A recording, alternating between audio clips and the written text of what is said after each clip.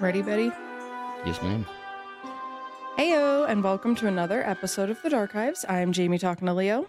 And I'm Leo listening to Jamie. And this week we are going to be getting into the man-eaters of Tsavo. Cool. What are the man-eaters of Tsavo? Is this like a cannibal tribe? Baboons? Not quite. They were a pair of maneless lions that went on a 9-month terror campaign that may have killed upwards of 100 people in Kenya, Africa. It's a little debated, but they got some kills in. Okay. Definitely kill them. Mm-hmm. Our story takes place in 1898, but it begins in 1896 when the Uganda Railway began construction. This railway was being constructed to link the port city of Mombasa in what was at the time known as British East Africa, but is now Kenya. Okay.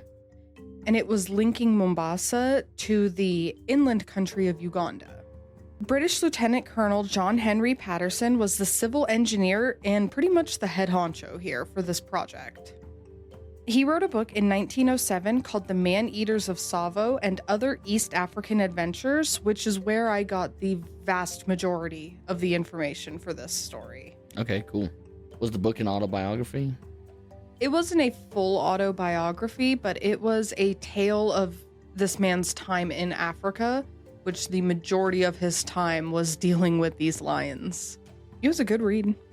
It was only about 3 weeks after his arrival that the disappearances started.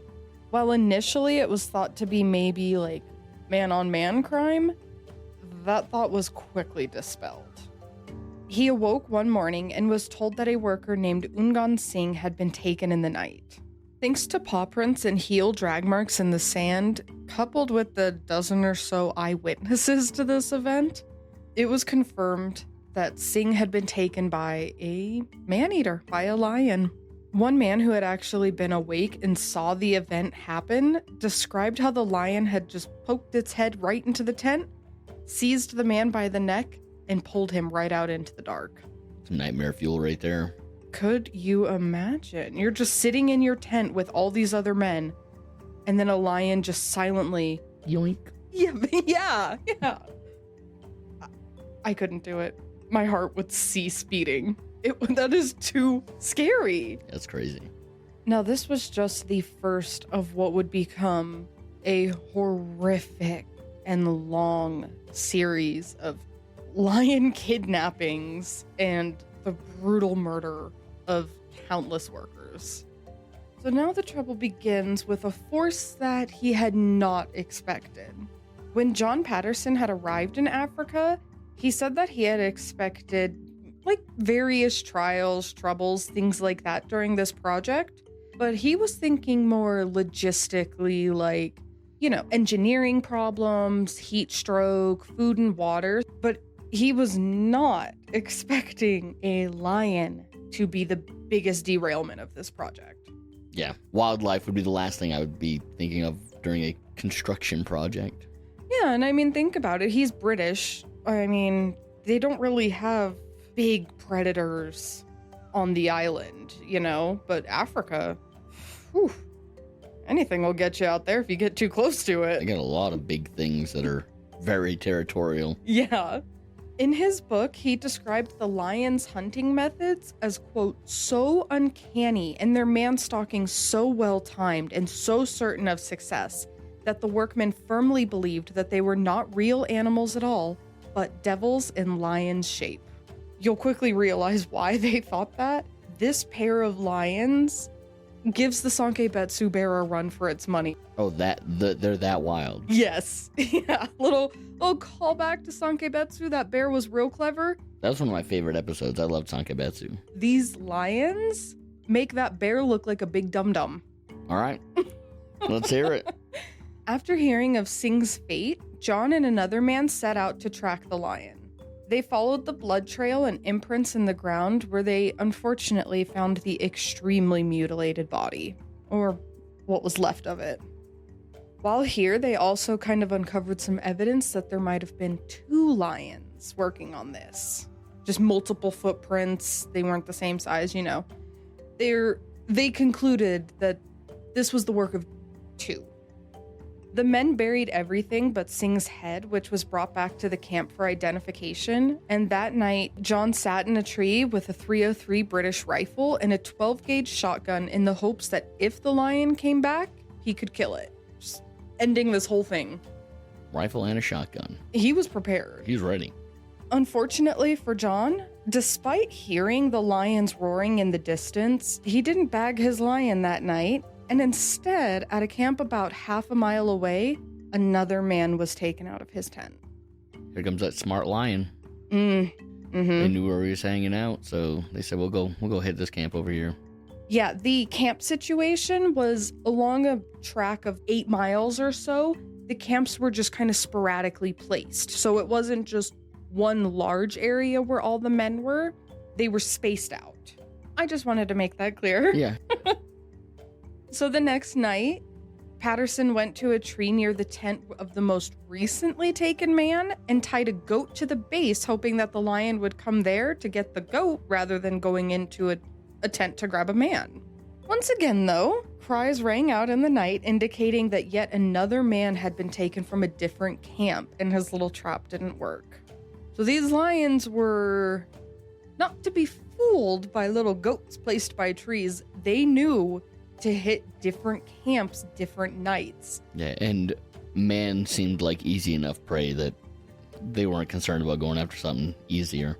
But it looked like, they were strategically moving their hunting ground night after night, so that way they wouldn't get caught. Yep. So that's 3 nights in a row, 3 men gone. And 3 different camps. At 3 different camps, yes. Early in this terror streak, the lions were still kind of trying to figure out their attacks and their plans and everything, so they weren't always successful in the beginning. One event was with an Indian trader who was riding his donkey at night when a lion tried to attack him. The lion's claw got stuck in some rope that was wrapped around the donkey's neck that was just carrying like old empty oil cans. And the lion either got startled by the noise of the empty cans like clanging together, or got frustrated with its stuck claws and just ran away into the night. So just scared the absolute piss out of this man and donkey and then just disappeared. Another night soon after that almost attack, a lion broke into a tent and went after a Greek contractor, but instead of getting the man, the lion bit and dragged his mattress out from underneath him. That's fucking scary. I would die. So thankful that it didn't get me, but fuck. Yeah, good. That's how you get woken up, by a lion ripping the mattress out from underneath you. How fucking scary. In another instance, a lion once again broke into the tent, but in the hurry and chaos of the situation, it grabbed a bag of rice instead of a man. In the book, John talks about how they found the rice spat out and the bag like completely destroyed just a little bit away from the camp. And I thought that was really funny, because could you imagine you're a lion? You're going in hoping to get a full-sized man, and instead you get this hard, uncooked rice, and it was just like, bleh. Yeah, no, it definitely seems like some animals just testing the waters on what they can and can't eat in this new environment that they found. Yeah. You know, they stumbled across this, they found meat a couple times, and now they're like, what else is here? Yeah, so now they're just grabbing whatever they can. Get in a tent and grab something. It's edible. Yeah, chances are you're gonna find a man. Now, in order to try and deter what was quickly showing to be an ongoing and relentless problem, the camps were surrounded by something called bomas. Now, bomas are an enclosure that are primarily used in Africa, and this boma that they were using was a thorn fence. I've seen these before. Yeah, it's like big kind of thorn branches made into a fence wrapped around the whole perimeter. Exactly. And they usually have like a removable gateway that they can go in and out. Exactly. Yeah. So they started constructing these around the different, tents and kind of camp enclosures. Every few nights, though, the lions somehow still made it through or over the thorn fences and were taking men at a constant and worrying pace. The lions, once, they were found, their bodies had scars and fur taken out that looked like they were literally just going through the thorn fences. Soon the team, which had originally been about 2,000 or 3,000 workers, had dwindled down to just a few hundred men. Presumably, this was people who were just leaving out of fear, or maybe they weren't needed anymore. I'm not saying that to imply that the lions ate thousands of men. Like, they were just getting scared off. They didn't want to be there anymore. Yeah, people are getting grabbed at an alarming rate. I'm out. Yeah, Not worth it. Thank you. No, not worth that money. The workers were only persuaded to stay if all the work was halted while better, thicker, and higher bomas were built. So they were like, we'll stay, but we need better fucking protection. Yeah, build these walls up. Yeah, do better. Do better to save my life. The men had taken to keeping fires burning all night, and empty oil cans were banged to make noise throughout the night to try and deter the lions from coming any closer. Despite these efforts, though, the men kept disappearing. A notable attack came when a lion broke into the medical tent. As the lion was trying to escape, a noise startled it, and he jumped on another tent, which injured 2 men pretty bad, and he ran away with a water carrier who was working at the hospital tent. Also, a man who was a water carrier, not like a canteen. No, because that's what I thought at first, like a canteen. No, sorry, a man water carrier. Yeah, okay. So this lion got startled in the tent, jumped onto a different tent. Yeah, rocked a couple guys. Fucked these guys who were already in there for a reason. Yeah, and then took off with another dude. Yep. Patterson and some other men followed the path again to his remains, but almost nothing was left. His widow back in India was shipped only his teeth and a silver ring. Sorry. At that point, just send the ring. Yeah. I don't need the teeth. John himself had an extremely close encounter with the lion one night when he and another man set a trap in an attempt to kill the lions. Again, trap round 2. They set up a wagon and tied some cattle up nearby, but the lions once again avoided the animals and were instead just stalking the men. These lions, they seem to be singularly attacking humans. We're squishy. I mean, so is a goat. Oh, we're squishy. We are quite squishy. Just as one of the lions was jumping up towards them, the other man who was in the wagon with Patterson fired from his rifle, barely missing the lion, and it once again escaped into the darkness. And when I say barely, I mean, like, in the book, he talks about seeing the paw print in the dirt, and the mark from the rifle was within the bullet. Yeah, yes, thank you. The bullet. The bullet was right next to the paw print. So, like, he had very narrowly missed hitting this lion. And up until this point, we're still only seeing one at a time. We've got evidence that there could be 2. Mm-hmm. But we're still only seeing one go into camp every time. Yes. Okay. And don't forget, during all this, they are still trying to build a railway bridge over the river. Mm-hmm. So they're still trying to work during the day, and they're getting terrorized at night. For a while after this wagon incident, the lions continued to take men, with at least 5 more men being killed, but then they stopped. The lions just went quiet for months after this. Nice reprieve. Yes, for months after this, they stopped getting attacked. After a while, though, uneasiness, wariness, caution, whatever you want to call it, something set in. And Patterson decided to construct a trap that was going to be made to capture the lions. This constructed trap is kind of like what you would picture for capturing like raccoons or possums, where the animal goes in and then the door shuts behind them, or the lid snaps shut behind them. It's a one-way trap. Yes, a one-way trap. Yeah. So they built a one-way trap to catch the lions, and they placed a tent over this structure because the lions seemed to be only going into the tents. Mm-hmm. So they had this built and ready. Now, on one side of this, there was another enclosed area where the plan was to put men in there because clearly cattle, goats, things like that aren't working at luring this lion in. So when the lion went in there, the man bait, they could just shoot the lion there and then the problem would be solved. Okay. Does that construction make sense? Yeah. Okay. Again, though, the lions stayed away. Even with this elaborate trap built, it seemed like the lions were just gone. A sense of comfort, I guess you could say, kind of set back over the camp, and things began to return to normal as more and more time went by where these lions were just not returning. It was months that these lions stayed away. They just kind of assumed that maybe they'd found a new hunting ground. One night, when men were sleeping outside of their tents, looking for a reprieve from the heat, the lions broke through the thorn fence and took another man. Now, here is where we figure out why we saw evidence of 2 lions, but it's always one attacking at a time. The lion that broke through the thorn fence dragged the man outside of the fence perimeter where the other lion was waiting.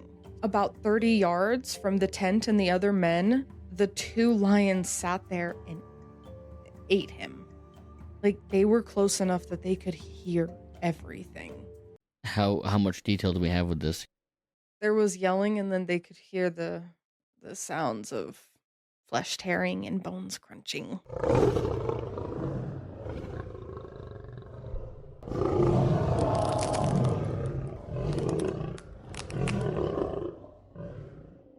But that is where the other lion is coming in. So it seems like they were just taking turns of one would go in, grab a man, bring it back to the other partner. And then they were just eating it in the dark, like out of the eyesight of the survivors. Mm-hmm. As they did in the beginning, the lions started to take one man a night from different camps, and John would perch in a tree with a gun every night, never seeing or being able to fire at the lions. John guy's just always in the wrong spot. Yeah, he is. He can't plan how they're doing this. They're moving around. They're jumping over here. They're jumping over there. They're jumping over here. There's no rhyme or reason to it. He's posting up where the last attack happened. They've already moved on. They're 3 camps down now. Yeah. At this point, civil, naval, and military officers were called in to try and help this problem that they were having. And they also would set up every night to try and see or kill the lions. But even they were unsuccessful in this. You can kind of see now why the workers thought they were just devils in a lion shape. They seem to be uncatchable. The lion's previous plan of attack was, as we discussed, have one go inside, get somebody, and then they would eat it together outside. But now the lions started going in together, and they started taking 2 men at a time. This is easy for them now. Yeah, well, now they're bold. They're confident. They've gotten away with it for months at this point, and they have never even been harmed. Nobody's ever even touched them. So now they're bold. We'll go do this together, have a little double date. At this point, the workers were terrified and tired and decided they were done. The majority of the workers were from India and had not signed up to become a lion's meal. So they decided to leave. And for 3 weeks, all work came to a halt. Could not continue. They were just done. Can't blame them. Yeah, did John hang out though? Yeah, John's still there. Okay. Mr. Whitehead, who was a district officer, and several African natives were called upon to come and help the work site out to just, like, somebody's got to come in here and get these lions. Work is done. The men are scared. They can't do it. Unfortunately for Mr. Whitehead, he was attacked on his way to the camp. Not super badly, but he did get scratched on his back. And a man that he was traveling with named Abdullah was not so lucky. Abdullah was taken right in front of Mr. Whitehead and killed and eaten by the lions. Could you imagine? Oh yeah, we'll come help out. I'll bring some reinforcements. We got this. We'll meet you over at the camp. And then on your way there to go help them from these lions, they jack one of your dudes and mess you up a little bit too? Yep. Woo. Yeah. I mean... Savage lions. He can see the problem firsthand. Like, this is a big fucking problem we got going on here. You didn't have a gun on him? I cannot attest. I assume not, or maybe he was just in so much shock at seeing this that he couldn't get a shot off. Either way, he's a man down, and he got a little cut on his back too. The following night, after Mr. Whitehead arrived, the trap that they had constructed, their little one-way trap, was sprung. The lion went in there. Only one of them, but a lion went in there. reminiscent to Sankebetsu. In the panic that ensued, the men just fired aimlessly in this trap, trying to hit the lion, but not hitting it at all. And instead, they actually hit one of the bars above the door that allowed the lion to escape. They completely botched this. People in panic are never good. No. Oh, man. You got a fish in a barrel. You've got a lion in a cage. And y'all just freak out. Freak out. Shoot the exit and let the lion go. I mean, I get it. I understand that fear and anxiety and adrenaline and all that jazz. I understand. There's got to be one hardened son of a gun in there just going like, I'm going to give me this lion. No, they're all like chickens with their heads cut off, running around just shooting blindly. 100%. Okay. John in his book actually says, quote, how they failed to kill him several times over is and always will be a complete mystery to me, as they could have put the muzzles of their rifles absolutely touching his body. End quote. So even John is like, what the fuck happened? Yeah. How did you miss? How did you miss? They were that close and they let the lion out. There was some blood in the trap, which indicated that the lion maybe got grazed or just in the panic it even like hurt itself. But there was such a little amount that the lion was hurt but not injured. Mm-hmm. After a few days, the officers and Mr. Whitehead left, leaving the remaining workers and John Patterson to their own devices once again. They saw this and they were like, can't help you boys, we gotta go. A few days after Whitehead and the other men left, a Swahili man came running into the camps telling John that a lion had tried to attack, but instead had only made off with a donkey. This was daytime, and this was the first time that there had been an attack during the day. So with the sunlight and the lion presumably being distracted by eating this donkey, a hastily made plan was enacted, and this allowed John to set up and have other men push the lion toward John. So this allowed John to be set up where he had a gaze looking down towards the lion, and other men would go behind the lion and just make a fuck ton of noise to push the lion towards John and the guns. It's dogging them. Yeah, when you have more than one person out there hunting, you can push wildlife. Is that legal? It's a pretty good tactic to get animals to move towards where you want them to go. Well, that is exactly what they did, and it worked. And as the lion came within firing distance, John fired his gun, but the gun misfired. Beautiful. Now, he had a double barrel, so he had only shot from the right barrel, and luckily, before the lion was able to disappear once again, John fired from the left barrel and hit the lion. The lion did get away, but this time it was for sure wounded. The shot did hit this lion. Yeah, we got hit with a shotgun. Yeah. That night, John once again sat in a perch near the donkey carcass. So the lion, after being shot, had left, and the donkey that it was originally eating was just laying there. So John went up above it, thinking that the lions would circle back to try and finish off their kill. And he was right, because the lion did return, and after hours of this lion just slowly stalking and circling John up in his perch, John managed to finally get a good enough angle and got a shot off. The lion was hit and tried to run back into the trees, but John continued firing until the groans and the roar of the lion had stopped. One down. One to go. Mm-hmm. In the morning, it was discovered that he had indeed killed one of them.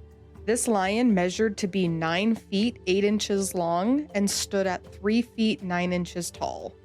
Yes, that's about 3 meters long and a meter tall for everyone not in America. Yeah, for literally the entire rest of the world. So with the first one dead, the second attempted to make do on his own. He went after a man, but was unsuccessful in getting a man and instead made off with some goats. Food's food. Food's food. Get it where you can. The next night, after the lion got those goats, John was perched once again when the lion came back to try and get some more. The lion successfully got another goat, but because of this, the lion was able to be tracked. Paw prints, blood trails. So John and some other men followed the trail to the lion, where it was found still eating the goats. Hearing the men coming, the lion got away, but similar to how John got the first one, he set up some makeshift scaffolding, and he stayed up on there, up off the ground, waiting to see if the lion would come back for these goats. That night, as with the first lion, this lion did come back and started stalking around John in his little scaffolding unit when John fired a shot at him, but this lion again got away. Now, John wasn't sure if he had actually hit the lion because it was dark when it came back. All he knows is that he got a shot off and the lion ran away. But for 10 days after this, there was no sign of the lion.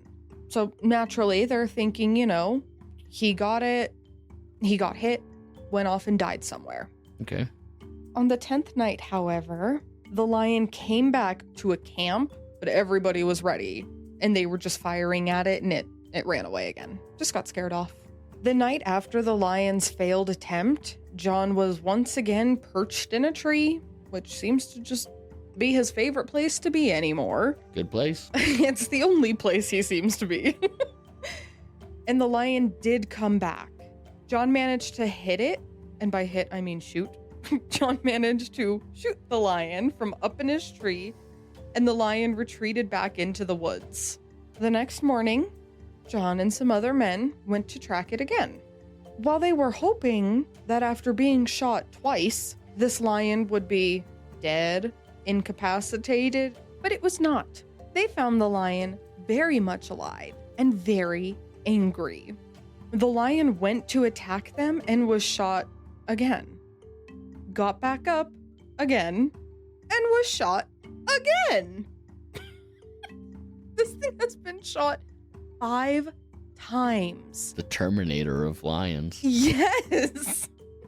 Now on the third shot that hit the lion, the third shot today, granted, not including the other two, the third shot today, the lion went down and the men had time to scramble up in a tree.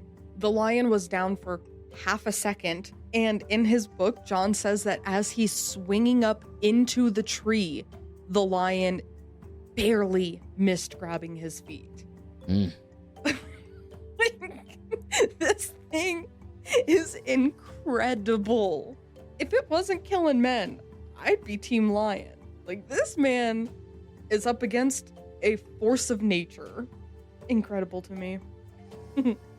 The lion went back to retreat into the thicket once again when a fourth shot was fired, and this time the lion went down and stayed down. Climbing down from the tree, John walked over to the lion thinking, he's done it, it's finally dead. When the lion sprang up again. Yeah, and what happened next? The lion sprang back up again. And this time, John was able to fire a shot into the lion's chest and then into the lion's head. And it got up again. And it got again. No. And the ghost of the lion rose up out of the body. No, the lion is dead. The second one is done. When the lion was taken back to the camp, it was discovered that it had no less than 6 bullets in him. Truly an incredible little beast. This lion measured to be 9 feet 6 inches long and stood at 3 feet 11 and a half inches tall. So roughly the same size as the other lion. Just a little bit taller. Now with both lions dead, John's death toll estimate comes out to about 28 workers dead and countless African natives that he says no official records were kept of. Now this is just his estimate. Later estimates, like one from the South African Wildlife College, puts the number at around 135 men. Jeez. So, big gap, but the South African Wildlife College might have more records of other men who weren't just directly working on the railway. It might have records from tribes or villages that were close by or anything like that. Exactly. And I mean, you got to figure this happens in 1898 and John writes his book in 1907. So communication probably wasn't the best. And when he was writing this book, I'm sure he wasn't reaching out to African officials to get their numbers. So yeah, so upwards of 100 people. Mm-hmm. Yep.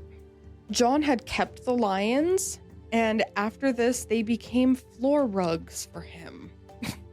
Which seems wild for what these lions did, just to become a floor rug after, but doesn't matter, because in 1925, he sold them to the Chicago Field Museum, where they were taxidermied and put on display. We lost two gods of the forest there. Yeah. The bear in Sankebetsu was our first forest god that we saw leave this realm. Mm-hmm. And now we got two lions. Yep. You can still go see them today at the Chicago Museum. They are still on display today to go see. Those are some gnarly looking lions. They actually look quite good. I mean, like mean looking. Oh, well, yeah. I would taxidermy those lions to look very mean. Scary. Yeah. I'll post some pictures of them up on the Instagram, but you can, they are fully restored and they actually look pretty good, considering that one of them got shot a million times. Yeah, 6 bullets in it. Yeah. Now, there are several theories as to why these lions went after almost humans exclusively. One of those is that the lions had to hunt humans due to the Great Cattle Plague. The Great Cattle Plague was a plague against cloven-hooved animals that was introduced from Europe.